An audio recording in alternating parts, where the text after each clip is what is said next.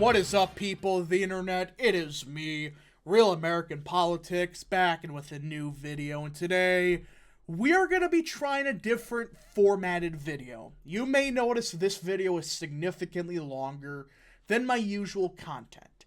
I decided after reading feedback, looking at information, all that stuff, that I want to do multiple topics in one video. So, this doesn't mean we're going to have, 15 topics. What I'm saying is, there's like 2 or 3 things I want to go over today, and instead of making multiple videos out of it, most of the stories are kind of shorter, so I decided, you know what, we're going to go topic by topic discussing big news in whatever. So, as you can see in the description down below, there is timestamps for when the topic of the video begins, so you can jump around if you want to listen to one topic.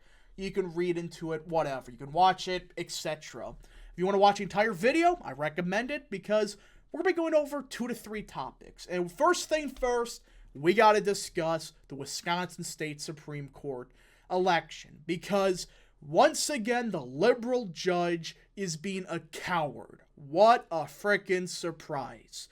Now, before we continue with today's video, I hope you enjoy these type of videos. If you do, smash the like button down below, subscribe, share with your friends, hit that little bell, follow the Twitter account in the description down below, and join the channel today.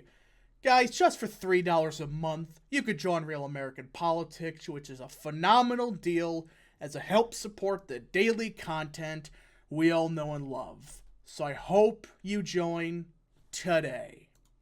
Alright everybody, let's get into today's video.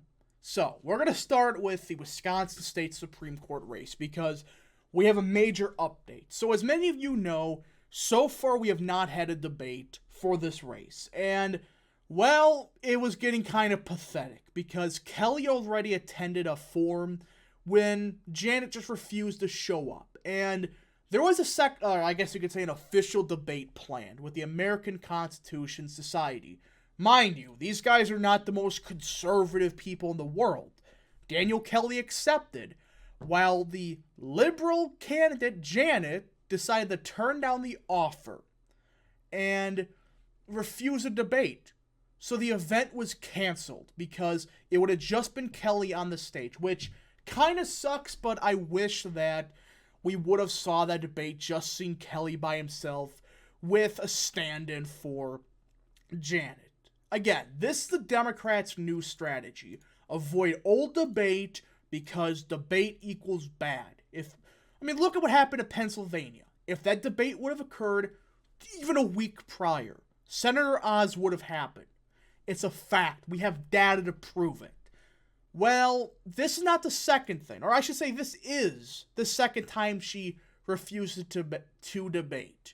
Well, today, a third instance occurred. Yep, she denied a third debate in a matter of days. This would have been a statewide debate. So, thousands upon thousands, if not millions of Wisconsinites could have tuned in to a statewide debate on what is TV. And guess what? She denied it, while Daniel Kelly supported it. This is getting absurd with these Democrats. I'm sick and tired of these people that they run for office and they hide in the corner. If you run for office, especially if it's a statewide race, you should be required to debate. And well, people that refuse to debate, it doesn't usually end well if a debate occurs. Look what happened in Georgia to Perdue. David Perdue avoided that debate and it may have costed him that seat. It's true. We probably would have seen Perdue hold on if he would have debated Ossoff, who was the only one that showed up to that debate. So Daniel Kelly was the only one to accept, while Janet refused to participate in a primetime debate. It's getting pathetic. And well, Kelly's campaign criticized it. They criticized this good, which rightfully so. This was a response. The liberal candidates' request. We appreciate the invite to participate in this debate. with only 4 weeks before the election, a televised event already on the calendar, and upcoming events in every corner of the state, we aren't able to accept offer that we receive. Really? Just because you have a different event going on doesn't mean you can't do multiple debates. You should be doing at the bare minimum 2. The fact that, oh, we can't do too many events? Are you freaking serious? You're running for office. Of course you're supposed to do multiple events. This is just a coward move by this campaign, because they know if they debate Kelly, it probably won't end well. Well, luckily, we finally got a debate scheduled between the two. It will be in late March. March 21st to be exact, which is the first day of early in-person voting. Now, people are going to say that, oh, early voting started a week prior. Yes, but the voters that will vote that early, their minds are already set. And, well, how much of the vote's going to be in before March 21st? I don't know. It's not like Pennsylvania where you had a month of early voting and then you had the debate. This is like a week. And this is before early in-person voting started, which is a good thing for Kelly, because if the debate goes great for Kelly, there are probably a lot of voters that originally was leaning towards Janet probably to break for Kelly if things go poorly for her campaign. So this debate is co-hosted by WisconsinPolitics.com, WisTV, and the Wisconsin State Journal. So yeah, this was after multiple debates was canceled or adjusted because she refused to debate. So we are getting a debate, thankfully, but it took people pulling her teeth to get her to actually debate, which is just pathetic. So that is an update in the Wisconsin State Supreme Court race. We are finally getting a debate, which it will happen before the vast majority of early voting, which is a good thing because we don't want another Pennsylvania situation where it happens, 2 weeks before the election and most early voting's done. Here, yes, a chunk of the early voting would be done, but it won't be 95%. So yeah, overall, it is a positive development in the state of Wisconsin for the ever-important state Supreme Court race. All right, time for the next topic. So we have a significant update in the presidential race for 2024, in particular on the Republican side. So for months now, most of us thought that moderate Republican and former governor of Maryland, Larry Hogan, was going to run for president. Delusional? Yes. Was it out of the realm of possibility? No. Most people thought Hogan was going to run for the presidency. Well, guess what? He just announced yesterday he will not run for president in 2024. This is a significant update because he was what most people thought the main moderate Republican to run in 2024. Nikki Haley, she's a neocon, but she's not necessarily moderate. Hogan, yeah, he is definitely a more moderate Republican. And he just announced he will not be running for president of the United States of America. I have to say this is a shocker. I really thought that Hogan was going to run for president. He was somebody that he wouldn't win the nomination, but he would probably get a chunk of the vote. He would get a chunk of the vote, especially in the Northeast. And well, Larry Hogan was the main moderate. He was the main moderate in this race. He's not running. So what does that mean now? Well, I think all eyes are now on Governor Chris Sununu of the great state of New Hampshire. At this point in time, he's probably the leading moderate for 2024. Yep, Chris Sununu. And he's been saying some interesting stuff as of late, but there is some indication he may not run either because, well, he's saying stuff like Ron DeSantis would win New Hampshire today. Does that mean that he's not going to run?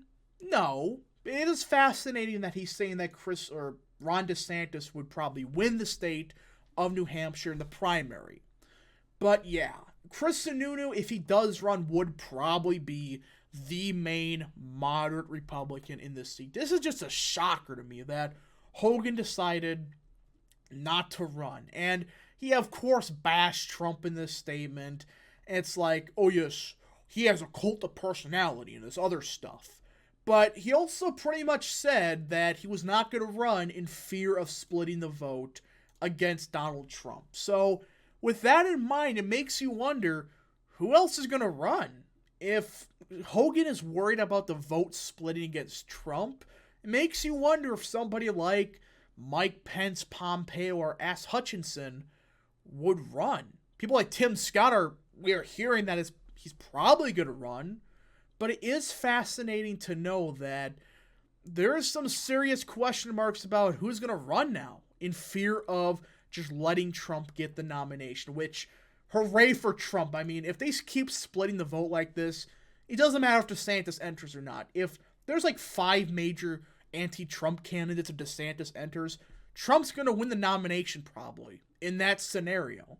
But we just got to see what happens, because things could absolutely change going forward. So yeah, this was a small topic, but it was such a big update that I couldn't just ignore it, because it's talk about 2024, and as we get closer, it's becoming an ever more critical election. So the final part of today's video comes from the great state of Michigan, as legislation has just been introduced in the state legislature that, if passed, would guarantee Michigan joins the National Popular Vote Interstate Compact. I assume most of you know what this is, but in a nutshell, if you don't know what it is, this is a scam of a policy by the left, of course, that if passed, right, it would ensure that the winner of the national popular vote would win the state electoral vote. Yep, that would essentially mean it would be a popular vote election, not electoral college. Now, this only goes into effect if at least 270 electoral votes worth of states, so that's 195. If at least a majority of electoral votes are under a state that passed this, they would effectively have national popular vote determines the election, which is stupid. You basically have no country in the world that has a direct popular vote for the presidency or the prime minister, whatever. You don't. UK, parliamentary system. Germany, they don't have that. France, they have a runoff system, etc., etc. Now, there is a constitutional question about, is this even legal? Because many scholars have said that you cannot alter the process of the Electoral College without a constitutional amendment. Plus, this effectively guts the Electoral College, so we just got to see what happens, but as of now, if it does pass, it gets the Interstate Compact even closer to the majority. But the question is, what other states are going to pass it? Texas? I doubt it. Arizona? No. Florida? Pfft, absolutely not. Not North Carolina, not South Carolina, not even Pennsylvania would pass. So yeah, at this point, they're running out of states where it could realistically pass. The only reason Michigan can do this is they have a trifecta. Even then, it may not pass. We just got to see what happens. And that, folks, is all the little tidbits of today. If you did enjoy today's video, I hope you did. Smash the like button down below, subscribe, share with your friends, hit that little bell, follow the Twitter accounts in the description down below, and join the channel today. Thank you so much for watching. We'll see you guys in the next video. Godspeed to all of you.